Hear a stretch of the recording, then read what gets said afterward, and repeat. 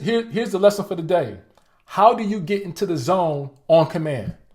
All of us want to be in the zone. Everybody type in zone right now in the chat. Type in zone. Z-O-N-E. Every one of you wants to get into the zone. There is incredible implications connected to you playing in the zone. That means that you doing your job. You're performing on a high level. You're not worried about injury. You're not worried about your mind. Your mind is clear. Your heart is clear. Your soul, your spirit is clear. I mean, your body is operating on a high level. Everybody wants to be in the zone when they're competing. Now, here's the thing. Can you get into the zone whenever you want to? Or is this just something that just happens by happenstance? Is it random? Is it fleeting? Is it elusive? Is it something that, you get every once in a blue? Well, can you exist within the zone? The answer is yes. Right now, I'm going to give you the recipe for how you lock into the zone. All right, here we go. Everybody put in mastery. Mastery. M-A-S-T-E-R-Y. Mastery. Fellas, if you want to get into the zone on command whenever you want to, you have to master your craft. You have to master your genius. Whatever you are, wherever in life you are exceptional, right? Wherever you are gifted, you have to master that. Now, we're going to talk about football. We're going to talk about things not connected with football. So when it comes to football, whatever you are good at, you have to master it. Whatever your position is, you have to master it. You have to understand all the technique.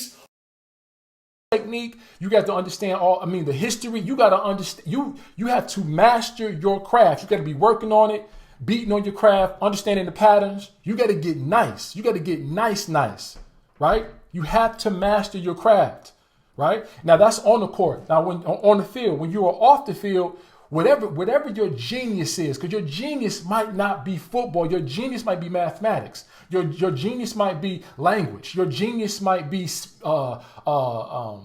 it might be communication. Whatever your genius is, you need to master that. Right? Master that. So master your genius, master whatever your talent is on the football field. You want to master that and make sure that you understand your genius and you're able to execute your genius under all circumstances, which leads me to the next thing. Everybody put in discipline. You got to master discipline.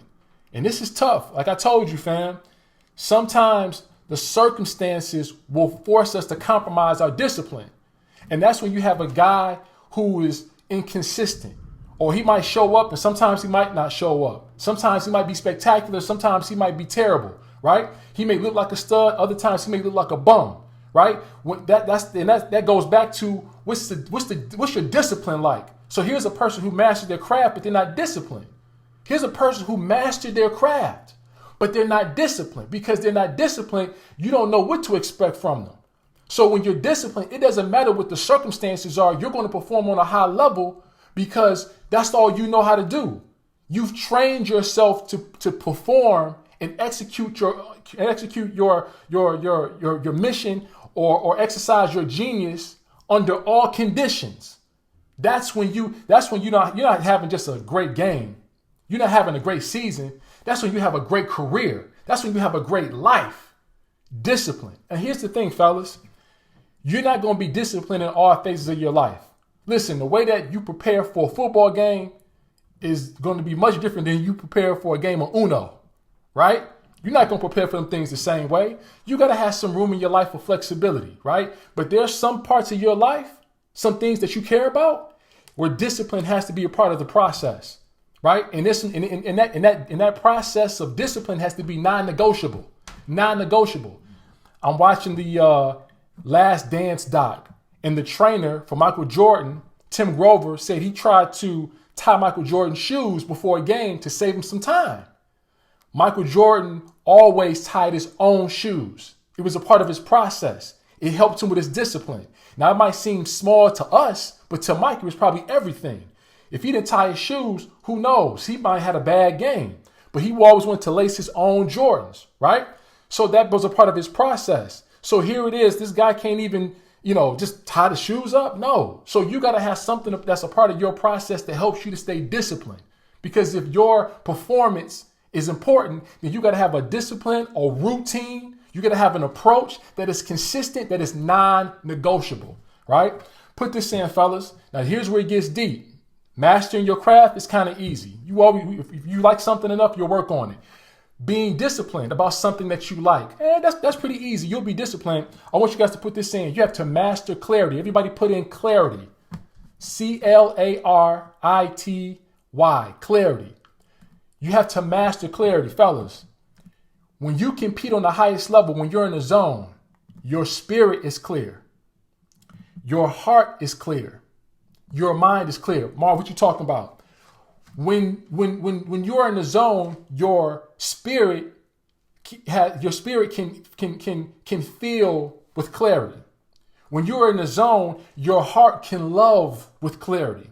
When you are in the zone, your mind can think with clarity. And if your spirit, heart, and mind are operating with clarity, fellas, your body's going to perform at an optimal level.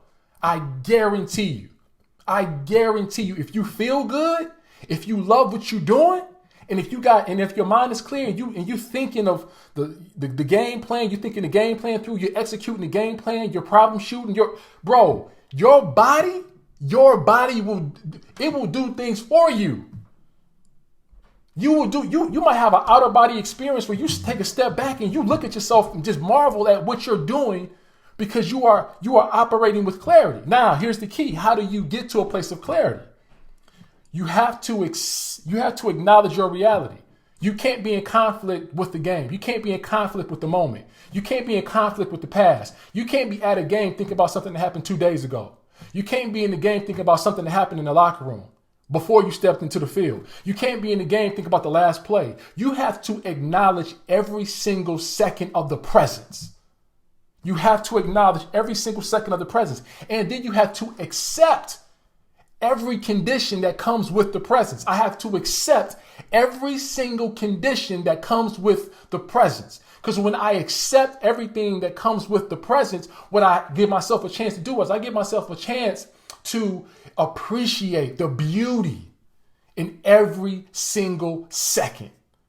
And if I'm acknowledging, accepting, and appreciating every single second of the present, being conscious, being here right now, bro, you're going to pick up on things that other people aren't picking up on in that moment because they're in conflict with something that don't got nothing to do with right here, right now. So I've mastered my craft. I've mastered discipline, right? I'm not compromising my technique for nobody.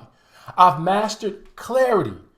Every part of my body is in sync with the moment, right? I've been able to take this chaotic atmosphere and I've been able to find clarity. I've been able to find peace. I've been able to find quiet time in the midst of chaos, right? So while everybody else is moaning and groaning and grunting and everything, bro, I'm experiencing this moment in a different way, right? Almost in slow motion, which leads me to the last thing, fellas. Put this in the chat. Breathing. You have to master breathing. Let me tell you something. I talked to a boxer and he had some big fights. He never got a belt or anything like that, but he had fought against a lot of guys that were super successful. And so we were talking, we were rapping. He says, man, the thing that's the most important about sports and athletics is breathing. Nobody talks about it. He said, when you are in control of your breathing and you start to hyperventilate, that compromises the blood flow to the brain. He says when the blood flow to the brain is compromised, you can't think straight. You start to hyperventilate. There's a whole bunch of bad things that happen when the blood flow to the brain is compromised. So what you want to do is you always want to be in control of your breathing. Always be in control of your breathing, right? So no matter how fast you run or whatever, you don't want to just be running hard. You got to control your breathing. You want to be present. And this is what it does, fellas. As I've been telling you, the highest form of competition has nothing to do with the opposition. The highest form of competition has everything to do with, are you competing with yesterday's version of you? If you're competing with somebody and they coming after you, but you are focusing in on you, competing with you, you're focusing in on your breathing, bro, you ever hear these pros talk about, I see the game in slow motion? That's how they do it. They're focusing on their breathing. They're taking a lot of speed and chaos and they're slowing everything down by focusing in on their ability to breathe, controlling their breath, not allowing the moment to make them do something crazy. How many of you all, I'm sure all of you all have had water being poured on you, cold water, right? And what do? You hyperventilate, can't think straight.